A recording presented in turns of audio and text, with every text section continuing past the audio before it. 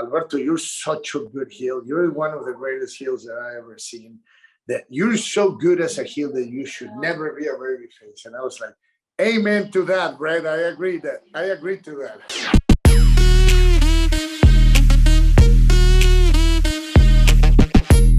What do I even say about this man?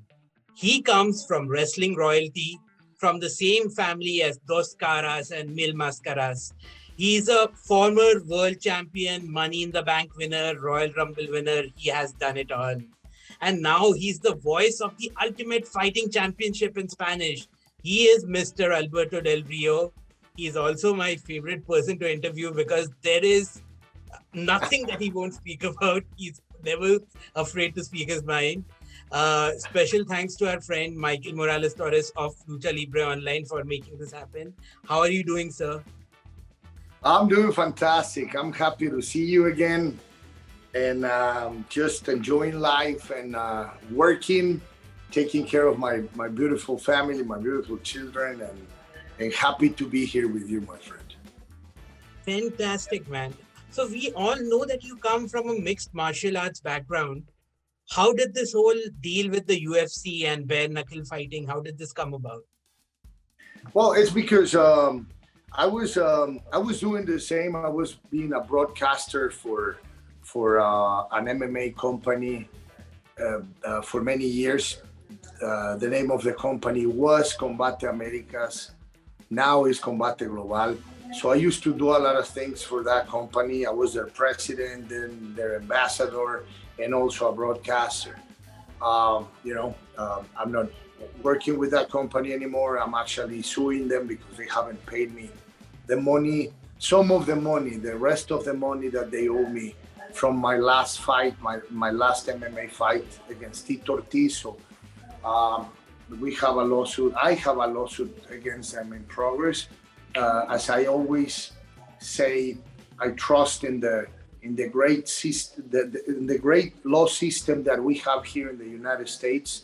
I believe that people get justice in this country, and I'm just hoping to get my justice when it comes to that situation, and I get my money, the money that I earn working or fighting. So that's how I started being a broadcaster, and now that I'm again back in the scene, doing wrestling, pro wrestling shows, MMA shows, I had the opportunity to have the phone call from some of my great friends, Fernando Barbosa, Renato Bermudez, and Andresito Bermudez, and they asked me if I wanted to be a broadcaster for ESPN, and of course I said yes, to be doing the commentaries for boxing and MMA. And then I did such a good job in my first event with Bareknuckle Fighting that the UFC and Spanish invited me to do the same. So that's pretty much what I've been doing for the last 4 or 5 months. Every either Friday or Saturday, I'm just using my voice to talk about what I know about the sport or about combat sports. And also because I was a fighter, I'm entertaining, and they're liking it, and they're liking it, and I'm liking it. Is it the same kind of satisfaction, the same kind of rush as competing, or is it a different kind of satisfaction? No, it's a different kind of satisfaction. Pro wrestling is my love, it's my passion. I've been breathing, sleeping, eating, thinking pro wrestling since I remember. Seriously, every time I think about my childhood, the first thoughts in my head are me watching my dad in the ring doing backbreakers, drop kicks, crossbodies, and me following him around, and also seeing or watching other Mexican superstars like Villano Tercero, Canek, my uncle Mil Mascaras. So that's my love, that's my passion when you are in the ring. I remember many years ago, one of my dearest friends and one of my mentors, Dean Malenko, the great Dean Malenko, said, Alberto, when we are in the ring, for those 25, 30, 40, 50 minutes that you're there, you are the king. You are the one calling the shots. Nobody can tell you anything but you, your mind, and your heart. Go and do what you know best and what you love, which is wrestling. Then, after those 30, 40, 50 minutes, then you have to go back to reality. Amazing, man. No, I was just looking at some of your achievements, and something that nobody can take away from you is that you were Bret Hart's last opponent. How much does that mean to you, man? No. Just think about that night. That night, that was Alberto Del Rio, but also that little boy who used to watch videos from Japan with my dad and my uncle wrestling against Dynamite Kid, the British Bulldog, Stan Hansen, Bruce Brawley, and the Destroyer, all of those great stars. And I also had the opportunity to watch Bret the Hitman Hart. He is one of my idols. And I had the opportunity to spend a lot of time with him in the backstage, and also that amazing moment when I was in the ring against him.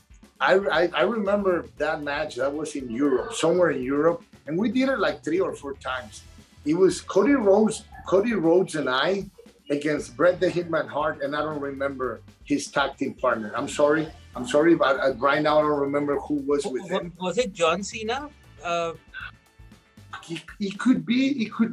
I don't remember pretty well, but I remember being with Cody in my corner and then facing Bret the Hitman Hart, who is a fantastic human being and a great superstar. And I just remember him saying, and I will take that with me in my heart for the rest of my life, saying, Alberto, you're such a good heel. You're one of the greatest heels that I ever seen. That you're so good as a heel that you should never be a babyface. And I was like, amen to that, Bret. I agree to that. Amazing, man. My final question before we wind up this interview, I am going to ask the voice of UFC. Who is that one mixed martial arts fighter who belongs in pro wrestling? We have seen you, we have seen Ronda Rousey, we have seen Matt Riddle. Who is that next big superstar who can come? Conor McGregor. Conor McGregor is an entertainer. He is great. He's a great fighter. But the reason why he become a moneymaker is because he knows how to entertain. And we all saw it. The way he used to sell the fights was the reason why they make him so many millions around the world. Because you could be a really good wrestler, but if you don't produce money for the company, if you don't sell tickets, then you don't go anywhere. I always say this to the Mexican luchadors because, oh my God, the mentality in my amazing, beautiful country, Mexico, when it comes to the wrestlers, it's pretty sad. Just because they see Santo, LA Park, and Alberto Del Rio getting good salaries, they think they could get that too, just because they're in the same show. But they forget that it's us, the 3 of us, with your help, of course, but with us being the headliners, selling those tickets. Yeah. So yes, you deserve to get rewarded, but you don't have what it takes to get rewarded the way we do. For that, you need more years and you need to have charisma, etc., etc., etc. So that's a problem sometimes. People thinking they are better than what they really are. But we're gonna continue seeing these things in the business for many years to come. I'm just happy to be back. I'm happy. Life has brought to me many challenges, and I have overcome all of those challenges. I have defeated depression. I have defeated the family of one person lying about everything, and I proved them wrong, and I overcome that situation. Then I overcome an unstable horrible human being going out there and lying about something horrible, and I overcome that situation as well, showing everybody showing everybody the truth. The mother of my children just passed away, and everybody thought I was going to collapse and get depressed and be just not be there for what I need to do.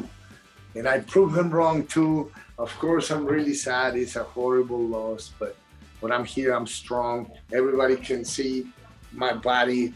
I'm in fantastic shape, and my car is still amazing. I'm in love. I'm happy. I have a beautiful girlfriend who brings happiness and joy to my life.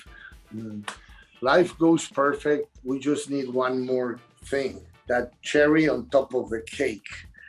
A major company saying, okay, we're gonna bring him back because he didn't do anything wrong. He deserves to be here, and he got screwed by someone. So let's give this guy the opportunity. So we'll see. Let's hope that happens. You spoke about miracles. Let's hope there is a beautiful miracle in your life. And I'm so sorry to hear about the passing of your ex-wife. I'm really upset, and I'm glad that you have had the strength to overcome it. So great chatting with you, my friend. Let's hope everything goes well for you, and we'll see you again. We'll keep seeing you on this channel. Thank you, my friend. Thank you for the interview. Thank you for your friendship.